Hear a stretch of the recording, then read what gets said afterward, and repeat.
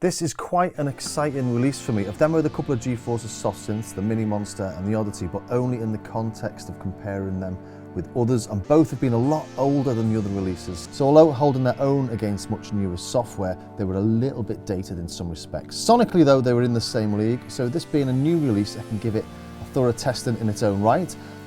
And before the start, there's been a fair amount of comments about this being a Mac-only release. So much in fact that GForce put out a statement explaining why, mainly because they're building a new platform on which to create new software, which is why they've been quiet for a while. But this all happens to be Mac-based, and as most of their existing users are Macs, it makes sense to release this on Mac first to get a feel for the response. And if it's popular enough, they could extend it to PC. And from the response this has got so far, it looks like a PC version is on the cards. But there's no release date yet, so if you're on PC, you'll have to sit tight for a moment. So this is a pretty amazing thing to have created. I know Brainworks and Arturia have done their SEM emulations, and I've compared both previously, so I'll leave a link in the description if you want to head over there and take a look at them as well. But this differs in that it's emulating the 8-voice version, which is essentially 8 separate SEMs in one big enclosure. GForce actually own one of these rarities, so they're in a unique position in being able to base the software on their own hardware. So let's dive straight in and start off with the interface. First thing to note on this is the GUI size is expandable up to 200%. Slide it up there, slide it back down again to 50%. And this is on 150% on a 27-inch old cinema display, so that's 2,500 pixels wide, and it looks pretty good. The title, the synthesizer expander modules, is getting a little bit fuzzy at that size, but it's not bad and it is expandable. But to expand it, you do have to close it down and start it again. So let's put that back up to where it was. So to put this at 100, for example, I'd have to click it to 100, close it down and reopen it, and it'd reopen at 100. But one of the issues I had when reviewing the Mini Monster and the Oddity were that the GUIs just, you know, they were so small and they looked a little bit dated. So nice that this can be nice and big. So as I said, we can see the 8 modules, 1 to 4 along the bottom, 5 to 8 across the top. And on the left-hand side here, we've got the upper module and the lower module levels and pans. So level 1, twisting that there, and there's the pan of 1. And then each of the modules themselves, if you've seen any SEMs before, like the Arturia or the Brainworks, this will straight away be familiar to you. And we can zoom in on each of these individually. And we can see here we've actually got a rear panel. So if we come out of that zoom and I click down here to flip, we can see the rear panel on all 8. So let's go into number 1 and zoom in.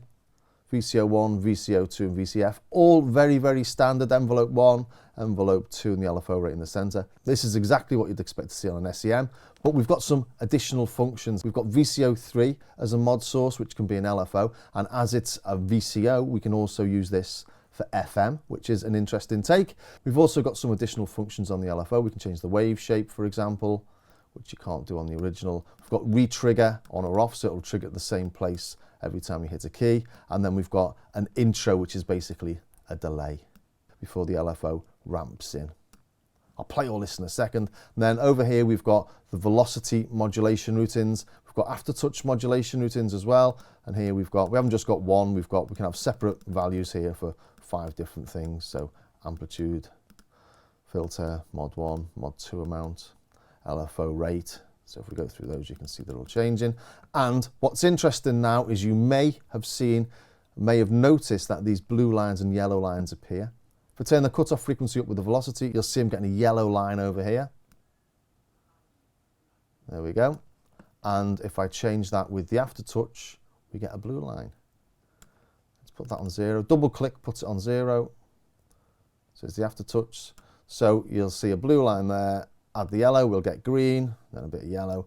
So when you load in any presets and you see all these sort of green and yellow little lines, that's exactly what these are doing. So we can see here on the left that the levels of each of the modules is being modulated or affected by the velocity.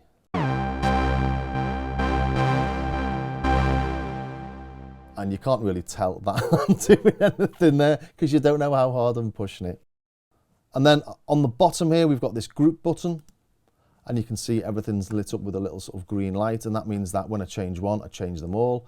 So let's change the cutoff frequency on SEM1, and you can see they are all changing.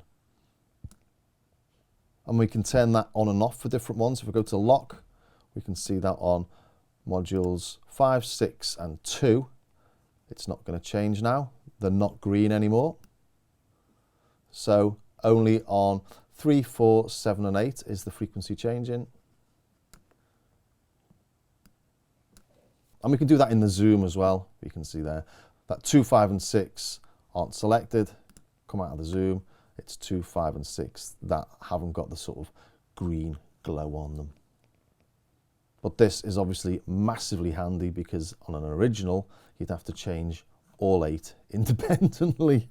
We've just got to be careful when we've got lock on something, because if you load in another patch, the SEMs that are locked will stay locked. So they won't load in the new patch, and the manual's quite funny. It says if you basically think, what the fuck is going on? Check that you've not got lock on anything. But it does mean if you've got something really nice, you can load something else in and start mixing and matching. We've also got this offset button, which is really cool. We can see we've now got an orange glow on the ones that I've selected. Let's unlock 2, 5 and 6. And then when I change the frequency of SEM1, I change the frequency of all the others by as much as I'm moving this knob, but they're not all the same. So if we look at VCF2, let's take this off for a second. Put that on 0, VCF1 is on 1. Go to group. They all instantly snap to the same position. But if we use offset, by the same amount, but they're not all the same. So if I wanted to change them all to be the same, I'm going to zoom, I can change them all, double click to get everything back to 0.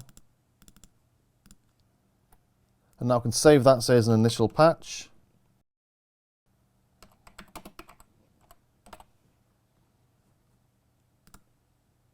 They've all been set to it anyway because I've had group on, but it means that if I want to load that again, I can just load it into one of them or into all of them.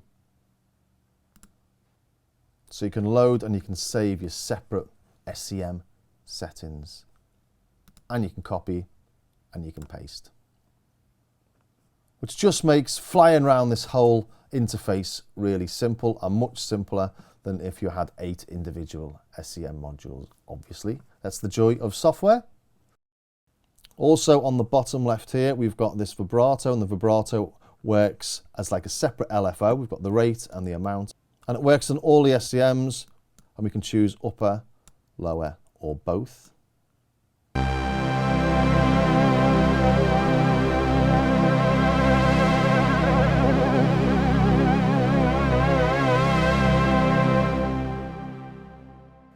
And then we can change VCO1 and VCO frequency on them all.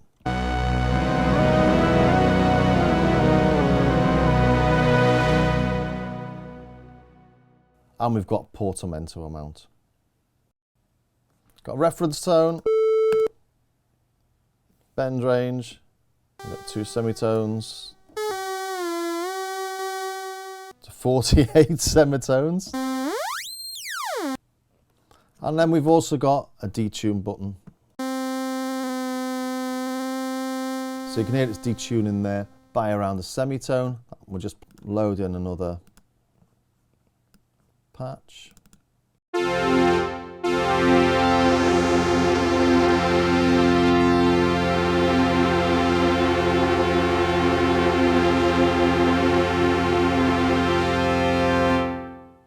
It's almost like a slot, but it's not actually moving, it's just detuning them all slightly.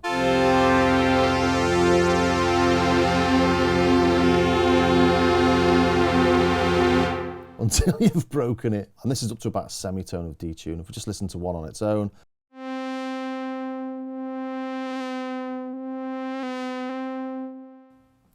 So yeah, you also got solo and mute. And they're sort of pretty obvious, aren't they? Moving on to this section over here called keyboard, this is how we sort of choose how we play the sounds. So unison off. We're just playing SEM1 at the moment, and that's because we're on reset here. If we put it onto continuous, it plays through them all.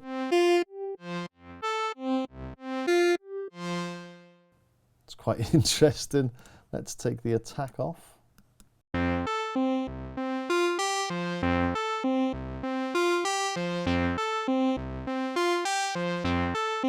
So as soon as you start playing with the tones, you start to realize there's really interesting things you can do with having 8 oscillators, all slightly different.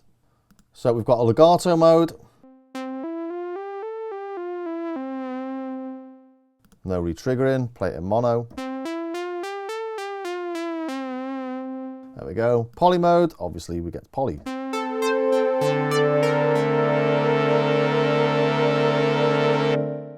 And then we've got keyboard split as well. It's set at C3, but you can change it wherever you like. So this is the top panel above C3. And we can see the little LEDs showing us which is playing.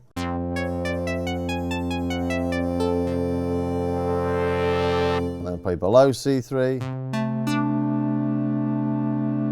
It's the bottom modules. We can load the default patch, poly or mono down here. This is a lovely place to start. I always like to start somewhere around there. Let's put it in unison mode, try some detune.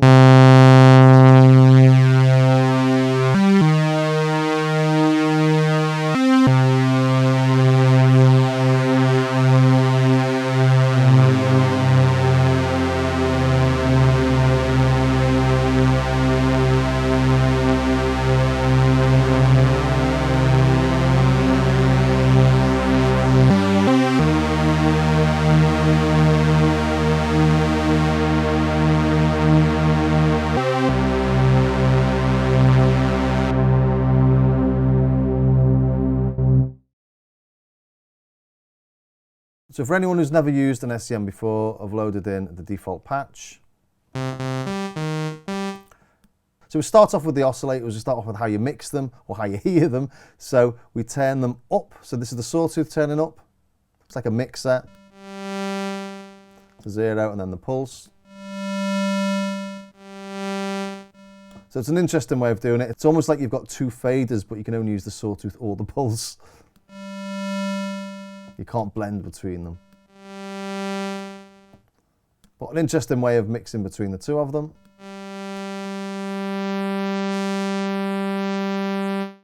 Let's change the frequency of VCO2.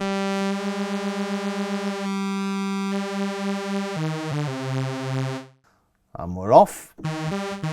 So VCO1 and VCO2, we've got various modulation routines. We can modulate the frequency or the pulse width. So we've got envelope 1 on VCO1 or envelope 2 on VCO2. On this we've got this VCO3 as well, which I'll come to in a minute, plus we've got LFO1. LFO1 on a normal SEM is just a triangle and you adjust the rate here, but on this we've also got these extra functions I mentioned earlier. So I'm going to modulate VCO1 with LFO1, so turn the rate to about there. Modulate the pulse width. Nothing's happening because I'm not playing a pulse. Let's put on pulse. So that increases the modulation, same with the frequency.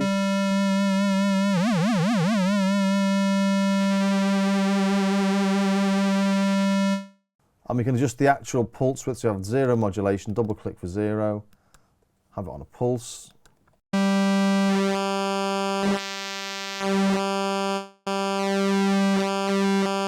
I love the way it crackles, like it's old and knackered. Is that just me or is it actually doing that? Anyway, so VCO1, VCO2, hopefully you've got the idea there. We've got 2 envelopes. Envelope 1 is for the VCA, as it states there, but can be used to modulate VCO1 frequency. And envelope 2 is generally used for the VCF, we can see here. So the VCF is modulated in exactly the same way as VCO1 and VCO2 are, using this knob here. So let's do some positive modulation from envelope 2.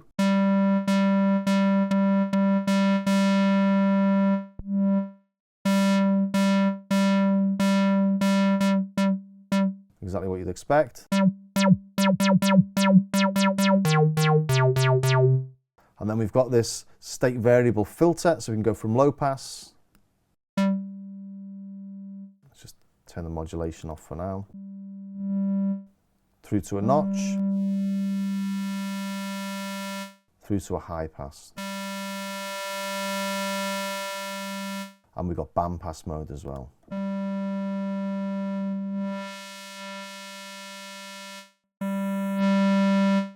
It sort of gives a nice sort of, very sort of musical feel. Let's turn the resonance up full.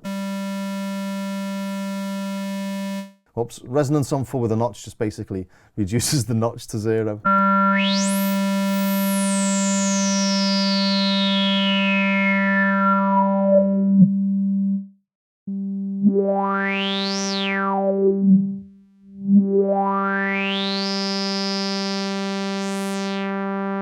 If we go to the notch, turn the resonance up. So you sort of kill the notch. High pass.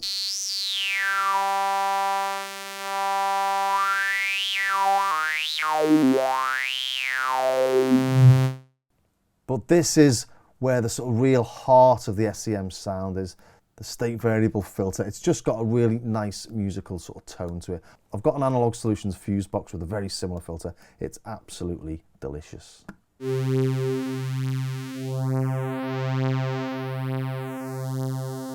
Let's modulate that with LFO1.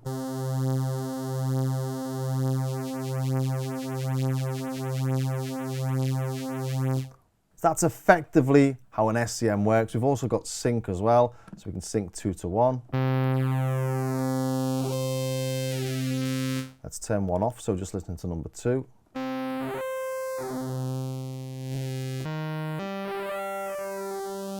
Modulate that with envelope 2, give us that sort of standard sync sound.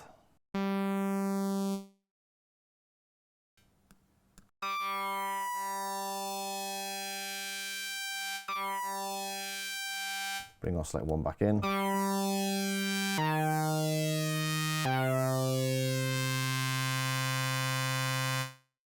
And also down here we've got a sync for the LFO rate to sync it to your DAW.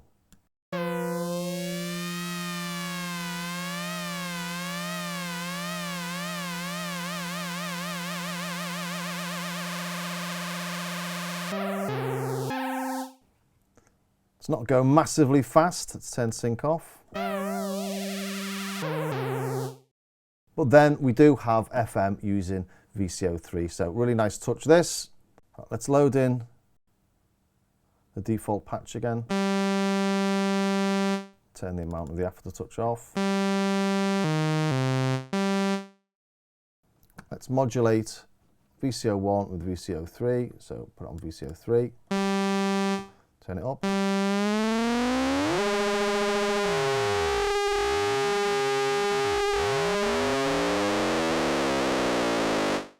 Sounding like very nice FM to me.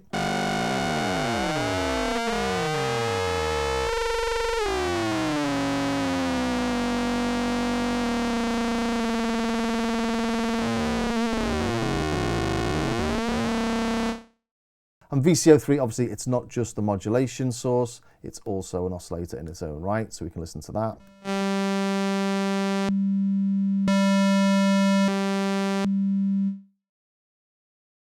And as a modulation source, you can change if it's either going to be the wave or the noise that modulates. So if we go to VCO1, we modulate the frequency with VCO3. Let's turn it up. We're modulating it with the noise, not with the wave, because as a modulation source, we're using the noise. So we could use the modulation source as the noise, but listen to the wave. Pretty cool. And when using VCO3 as a modulation source, you can actually use the envelopes. So listen to this quickly.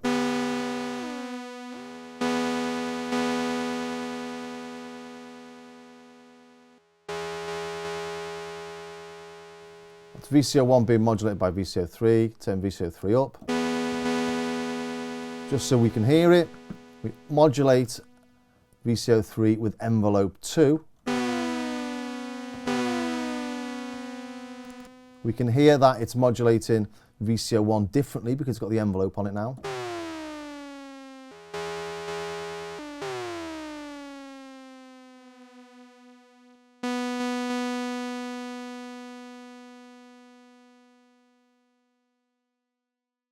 Is the envelope it uses to modulate, not to modulate itself as a separate oscillator, if that makes any sense. I'm maybe not making myself clear, so I hope the demonstration was clearer than my explanation. Then we've got the intro time here, which is like a delay time.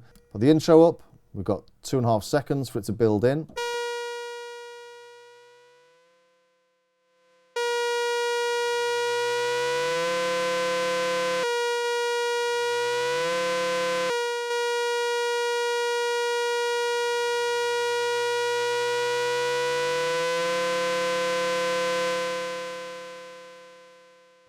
And then we've got retrigger, and this is handy when you've got an LFO on it, for example. So let's look at a square.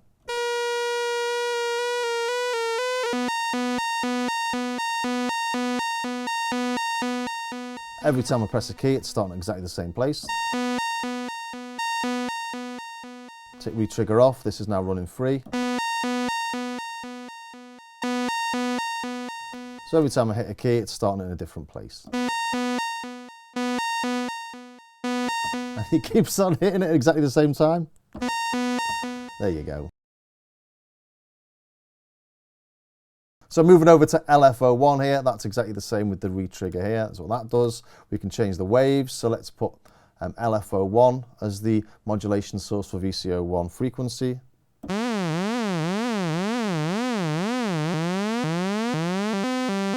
That's a unipolar pulse, bipolar pulse, and sample and hold. And just like on VCO3, we've got this delayed intro thing.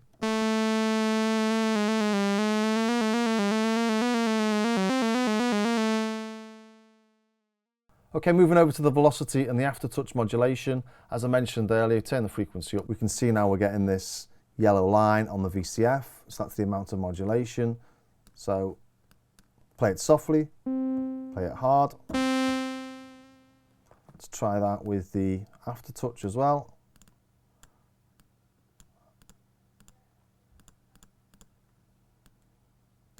So play soft. There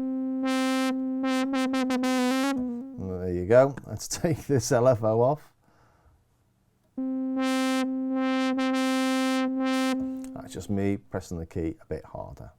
So you've got 11 destinations for the velocity, and you've got 5 destinations for the aftertouch, and they're all separate. So filter is a lot. Let's go to the amplitude. See that over here on the levels. Let's make it louder, shall we? And that's a different amount with the filter. So it's just to make it really obvious, make the filter negative. So the filter's negative, amplitude is positive. So you actually have 5 separate destinations. It's almost like you need 5 separate knobs, but then it wouldn't fit on the GUI quite as nicely, would it? We've also got filter tracking.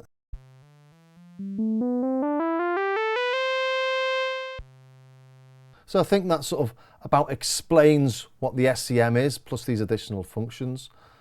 All very cool. So what are my final thoughts on this? Well, I think it sounds great. I don't think there can be any debate about that. Whether it sounds exactly like an original, who knows, and who cares, I suppose. What I think's great about these more sort of esoteric synths is that they help you to tease out different ways of creating tones. You can get different sequences and sounds that you simply can't get from anything else. Or, well, maybe you could. Maybe you could set up 8 separate tracks with your Arturia or your Brainworks and put them all on different settings. But you get my point. So it's definitely something you'd have difficulty replicating or getting anywhere near close to on your DAW. If you're not interested in those extra functions, obviously, and you just want a single SEM, obviously there's the Arturia and the Brainworks from Plugin Alliance as well, which are both really nice things, but they're not this. They don't pretend to be one of these. They're not aiming to be one of these. They're just an SEM with some but they're not one of these. They're not pretending to be one of these. Arturia and Brainworks, as far as I know, don't own one of these, so they couldn't possibly try and recreate one of these, I suppose. But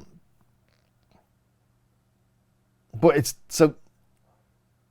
so this is definitely what I'd consider to be sort of a great addition to the synth community. Actually, haven't been able to have one of these and have a little play with it's really good fun, and it's nice for us all to be able to have the experience of creating sounds on one of these things. So excellent stuff. Well, I hope that was of some use to somebody somewhere, and if it was, please think about subscribing and ringing that bell. And if you enjoy the unbiased reviews, maybe think about joining me over on my Patreon page. Not only does it help support the channel, but it's a great resource to help you get the most from your synths, with over 6 hours worth of exclusive tutorials and demos.